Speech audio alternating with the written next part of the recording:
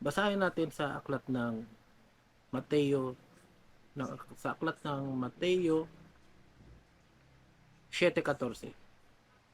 Ganito ang mababasa natin. Sapagkat makipot ang pintuan at makitid ang daang patungo sa buhay at kakaunti ang makakasumpong nun. Nakasulat mismo yan sa Biblia. Kaya talagang ikinalulungkot ko man ituro ito. Baka sabihin ninyo naman napaka-negative. Pero ito ang plano ng Diyos. Inuulit-ulit ko sa inyo. Dapat malaman ninyo yung scheme of redemption ni Kristo. Hanggang hindi niyo nalalaman ay hindi niyo mauunawaan kung ano talaga ang plano ng Diyos para iligtas ang mga tao. Kung mapapansin niyo yan, ang sinasabi, sapagkat makipot ang pintuan at makitid ang daang patungo sa buhay at kakaunti ang nakakasumpong nun. Totoo yan. Makikita ninyo ngayon kung gaano kalawak ang mga false preacher. Yun ang ginusto ng mga tao, yung kamunduhan na uri ng pagsamba ng tao. Sa pagpapatuloy, sa aklat ng Mateo 22, Mateo 22, 14, ganito ang mababasa natin. Sapagkat marami ang mga tinawag, datapwat kakaunti ang mga hinirang. Ito yung sinasabi ko sa previous video, ang iglesia, ang ibig sabihin ay called out. Ang mga tao ay tinawag para pumasok sa katawan ni Kristo. Ano yung papasukan na pinag-uusapan sa Biblia na katawan ni Kristo? Walang iba kundi ang iglesia. Called out, tinawag para pumasok sa katawan ni Kristo, yun ang iglesia. Si Kristo ang ulo ng katawan. Yan ang kabuuan ng Biblia na sana maunawaan natin. Kaya ang pinagdarasal ko sa mga nakikinig sa akin, bigyan kayo ng Diyos ng ah, pagkaunawa para maunawaan ang sinasabi ko. Sapagkat ang salita ng Diyos ay hiwaga, mystery, may separate subject, lecture ako dyan, mystery, ang salita ng Diyos. Sa pagpapatuloy, dito nga, sa Matthew 22:14, sapagkat marami ang mga tinawag, datapat kakaunti ang mga nahirang. Sa pagpapatuloy sa aklat ng Lucas, ano ang sinasabi ng Biblia? Sapagkat yung kakaunti ang makakapasok sa pintuan, sapagkat maluwang ang papunta sa kapahamakan, ngunit makipot o makitid ang papunta sa kaligtasan ng ating kaluluwa. Sa aklat ng Lucas 13:23 hanggang 24, ganito ang mababasa natin. At may isang nagsabi sa kanya, Panginoon, kakaunti baga ang mga liligtas? At sinabi niya sa kanila, magpilit kayong magsipasok sa pintuang makipot, sapagkat sinasabi ko sa inyo na marami ang magsisikap na pumasok at hindi mangyayari. Tingnan ninyo kung gaano kahirap. Magpilit kayong pumasok sa makitid na daanan. Yan ang tagubilin ni Kristo. Pero anong ginagawa ng mga false preacher ngayon? Ano ang itinuturo sa inyo? Tanggapin mo lang si Kristo na iyong personal na tagapagligtas. Di ba ganyan? Oh. Hindi na uso ang relihiyon, hindi relihiyon ang magliligtas sa iyo, kundi relasyon mo sa Diyos. Ganyan ba kadali yan? Ganyan ba ang inutos? Kung paano shortcut din ng mga false preacher ang kaligtasan? Na ang Biblia ay nagtuturo. Ako nagtuturo na sa inyo. Dahil hindi ko na matiis ang mga false preacher. Shortcut nila. Paano magturo ang false preacher? Tanggapin nyo lang si Kristo na iyong personal na tagapagligtas, ligtas ka na. Hindi relihiyon ang makapagliligtas, kundi ang iyong relasyon sa Diyos. Impyerno ang punta ninyo yan. Sasabihin ninyo, wag hatulan. Hinatulan na yan dahil hindi nakasulat sa Biblia ang turo na yan. Si Kristo ay nagtatag ng relihiyon. Ang nagsasabi na mga false preacher na hindi kailangan ng relihiyon, pero nasa relihiyon sila. Tapos hindi kailangan ng relihiyon para maligtas. Di ba, ipokrito?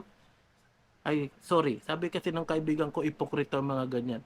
Alam mo yung kaibigan ko, wag na wag ka magkakamali sa kanya. Kasi masasabihan kang ipokrito. Totoong ipokrito yan. Mga false preacher. Ang tawag dyan sa Biblia ay aso. Mga nagtuturo ng mga pangligaw sa tao.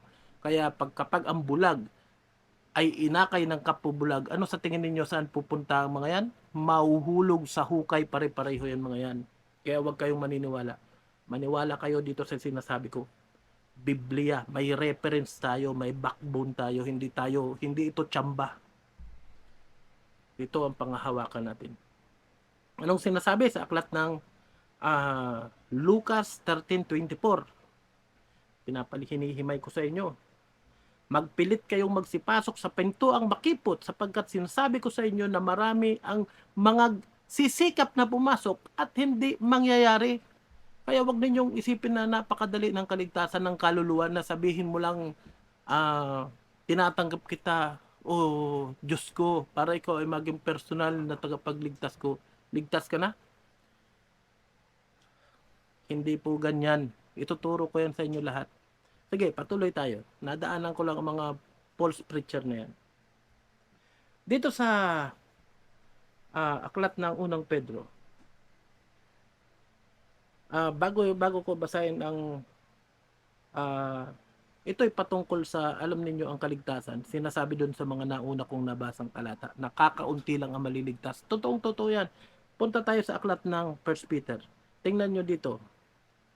Ito ay para ipakita ko sa inyo na noon pa man na kahit sa Old Testament pa lang, aklat ng 1 Peter 3:20, sorry.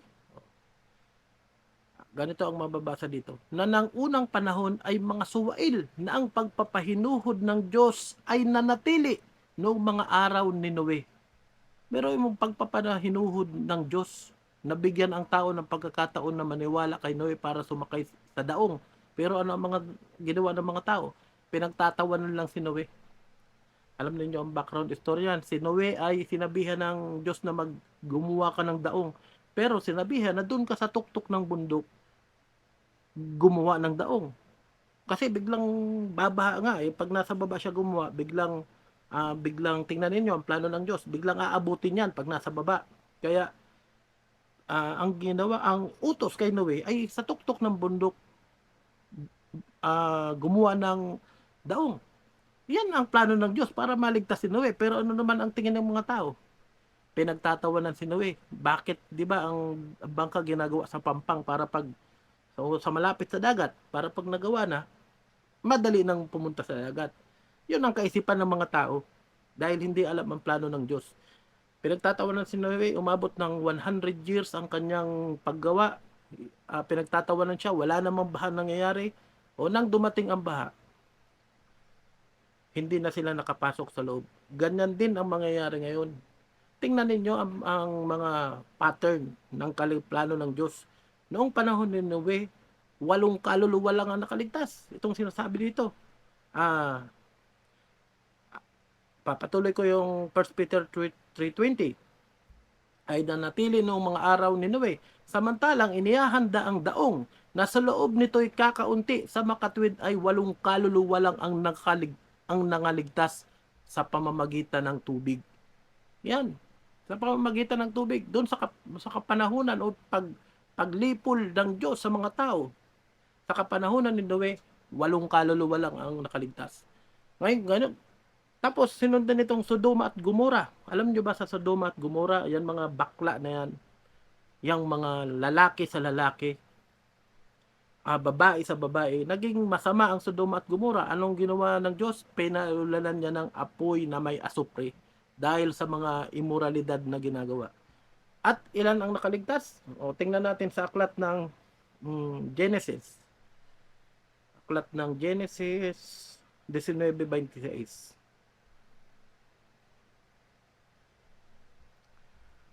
Ito ang nakaligtas. Genesis 19:26, datapwat ang asawa ni Lot ay lumingon sa likuran ni Lot at naging haliging asin. Dalawa na sana ang nakakaligtas sa Sodoma at Gomora, si Lot at ang asawa ni Lot. Pero ang asawa ni Lot lumingon pa, naging haliging asin.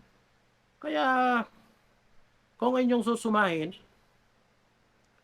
sa Old Testament, sa Noe, ang nakaligtas ay sa daong, sa paglipol ng tubig, pagpabaha ng Diyos, ang nakaligtas ay 8 kaluluwa. Sa Sodoma at Gomora, sa Asupre at Apoy, ang nakaligtas ay isa na lang. Namatay pa yung isa, 2 sana. At ngayon, kung ating babasahin dito sa aklat ng Second Peter, ito ay tumutukoy sa second coming of Christ sa paghuhukom na. 2 Peter 3:7. Ganito ang mababasa natin.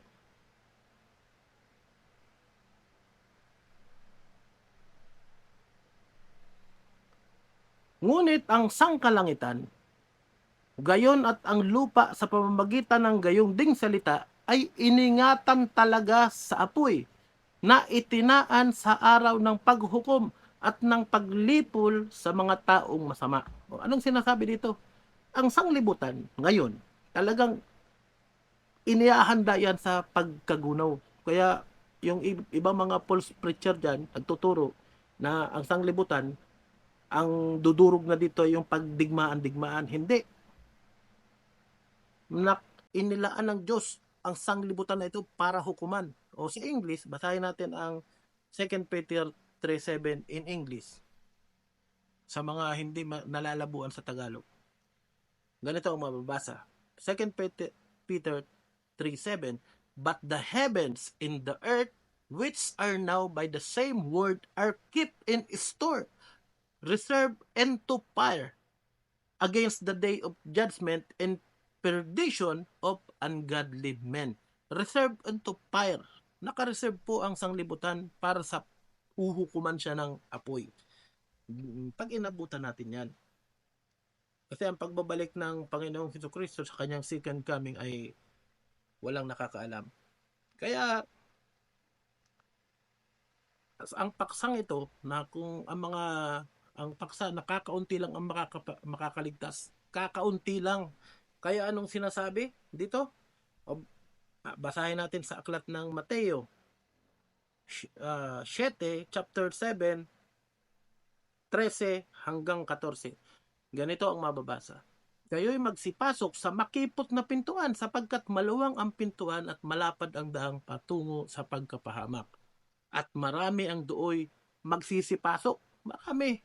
Kaya kung inakala ninyo ang kaligtasan ay paramihan, nagkakamali kayo. Makinig kayo sa akin at babautisman ko kayo sa pangalan ng Ama, Anak, ng Espiritu Santo para kayo ay makasama sa kakaunting maliligtas, ililigtas ng Panginoong Jesucristo sa kanyang pagbabalik.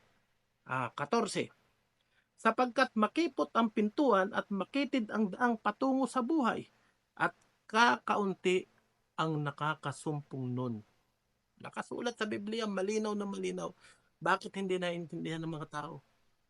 Ang mga tagapagturo ay pera ang nasa isip. Pero ako, ituturo ko sa inyo ang puro. Ito ang tubig, ito ang bukal, ito ang, kumbaga ngayon sa kapanahunan, wala ka nang makikitang bukal ng tubig na puro. Kumbaga, yun ay yung salita ng Diyos. Puro na, sinasama nila ng pisikal, ng mga pampisikal, mga pagpapatong ng kamay. Scam yan, mga false preacher. Ang bulag ay, ng mga false preacher ay aakayin kayong kapabulag, hulog kayo sa hukay pare-pareho. At ang huling talatang babasahin ko para sa topic na ito, nakakaunti ang maliligtas. Ano ang tagubilin? Sa aklat ng Lucas 13.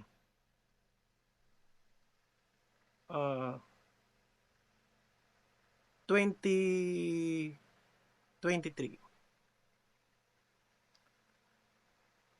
Akyat na tayo sa 24. 23, sige. At may isang nagsabi sa kanya, Panginoon, kakaunti baga ang mga liligtas? At sinabi niya sa kanila, magpilit kayong magsipasok sa pintuang makipot sapagkat sinasabi ko sa inyo, si Kristo ang nagsasalita dito, na marami ang mga sisikap na pumasok at hindi mangyayari. Bakit hindi mangyayari? Kasi mali ang inyong pinakikinggan. Mali ang inyong sinusunod. Anong sinasabi ni Kristo? Kung ako'y inyong iniibig, ay tutuparin ninyo ang aking mga utos. Sinunod ninyo ang utos ng tao. kaysa sa utos ni Kristo. Yan lamang po at maraming salamat. Bigyan kayo ng Diyos ng pagkaunawa. Pakikalat itong aking video. Huwag kayong maging duwag sapagkat ang pagkalat ng video ito ay marami kayong maililigtas na tao, yung mga interesado na maligtas ang kanilang kaluluwa. Maraming salamat. Pagpalain kayo. At sana'y makapasok kayo sa pintuang makipot na nandoon ang kaligtasan ng inyong mga kaluluwa.